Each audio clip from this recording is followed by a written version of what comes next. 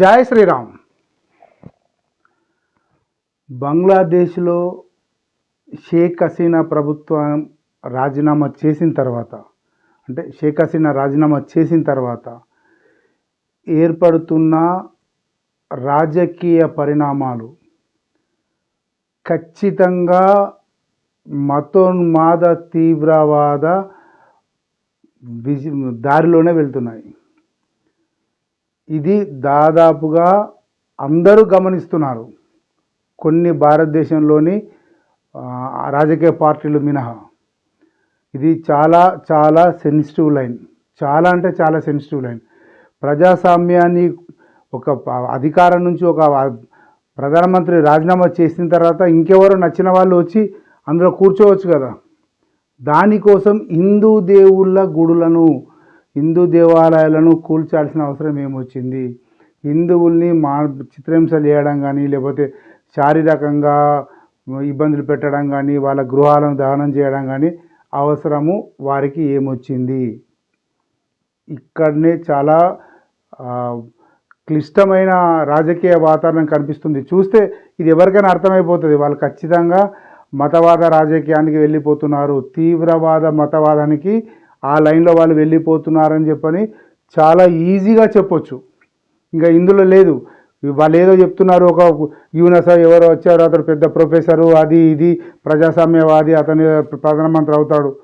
ఎవరు ప్రధానమంత్రి అయినా ఖచ్చితంగా అక్కడ ఇండైరెక్ట్గా తీవ్రవాద ప్రభావం ఉన్న ముస్లింల కంట్రోల్కే అక్కడి ప్రభుత్వం వెళ్ళే అవకాశాలు ఉన్నాయి. ఇది చాలా స్పష్టంగా కనిపిస్తున్నది, కళ్ళ ముందు కనిపిస్తున్నది. దీనికి తోడు అంటే ఇప్పుడున్న పరిస్థితులే భయంకరంగా ఉన్నాయి.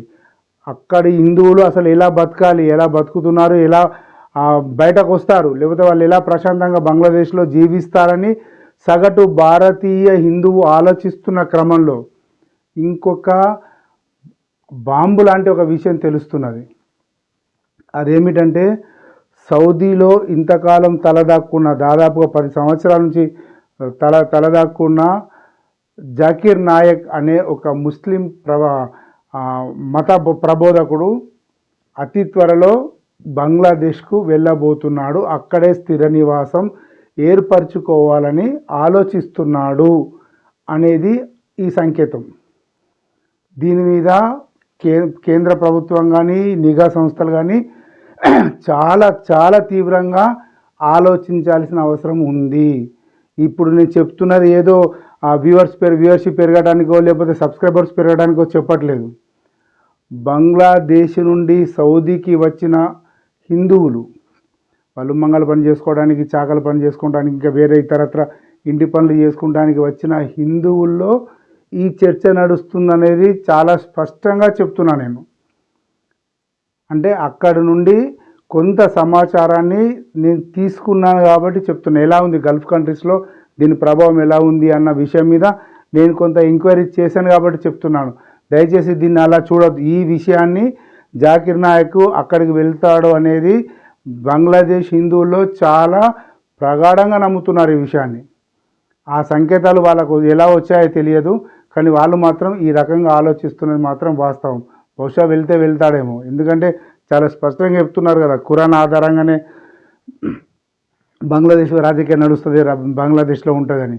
అంటే దాని ఉద్దేశం ఏంటి? సిరియా, ఆఫ్ఘనిస్తాను వగేరా వగేరా, లెబనాన్ లాంటి రూట్లో వెళ్తున్నాము అని చెప్పి ఇండైరెక్ట్గా చెప్తున్నట్టే. దాని ప్రభావం ఖచ్చితంగా భారతదేశం మీద ఉంటుంది. భారతదేశంతో చాలా పెద్ద బార్డర్ లైన్ కలిగి ఉన్నాము కాబట్టి మనకు బంగ్లాదేశ్తో ప్రతిరోజు పక్కల పామును పెట్టుకొని పడుకున్నట్టే ఉంటుంది. దాని మీద ఇప్పుడే ఈ సందర్భంలోనే కఠినమైన నిర్ణయాలు కనుక భారతదేశ ప్రభుత్వం తీసుకోకపోతే చాలా ఇబ్బందిగా ఉంటుంది, చాలా కష్టపడాల్సి వస్తుంది.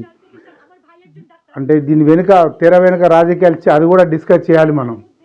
ఎందుకు గత 10 సంవత్సరాలుగా రాని ఈ ఊపు ఇప్పుడే ఎందుకు వస్తుంది?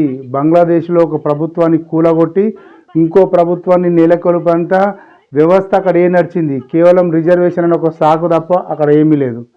కానీ దీని వెనుక ఉన్నది ఒకటే, ఇప్పటికే భారతదేశ కేంద్ర అంటే మోడీ ప్రభుత్వానికి 400 వస్తాయో లేకపోతే కనీస స్థాయిలో మెజారిటీ రాకపోవడం 274 లేకపోతే 280 సీట్లు కనీస స్థాయిలో రాకపోవడం అనేది కొందరికి చాలా అడ్వాంటేజ్గా మారిందన్న వాదనలు వస్తున్నాయి. ఈ యాంగిల్లో ఇప్పుడు వచ్చిన దాన్ని ఇప్పుడు ఈ 40 సీట్లు ఏవైతే 243 నుంచి ఇంకా 30-40 సీట్ల వరకు ఏదైతే వ్యవస్థ ఉందో అంటే అతుకుల బొంత వ్యవస్థ ఉందో దాన్ని విచ్ఛిన్నం చేస్తే కనుక భారతదేశ ప్రజాస్వామ్యము ఇబ్బందుల్లో పడుతుంది, అతుకుల బొంత ప్రభుత్వం అయిపోతుంది. అప్పుడు మనం ఏది అనుకుంటే అది చేసే అవకాశాలు ఉంటాయి. దానికి సపోర్ట్ చేసేది ఎవరు? ఇది ప్రశ్న.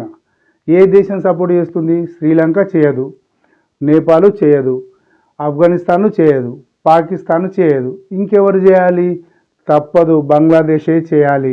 బంగ్లాదేశ్ చేయాలంటే షేక్ హసీనా ఒప్పుకోదు. కాబట్టి ఏదో ఒక వంక పెట్టి షేక్ హసీనాను అక్కడ దించేసి ఆమెను ఆ దేశం నుంచి తరిమేసి ఇప్పుడు దాన్ని ప్యూర్లీ మత ఛాందస తీవ్రవాద దేశంగా తయారు చేసే పనిలో కొన్ని సంస్థలు, మతవాద సంస్థలు ఉన్నాయన్న ప్రెడిక్షన్స్ వస్తున్నాయి, అంటే ఊహాగానాలు వస్తున్నాయి.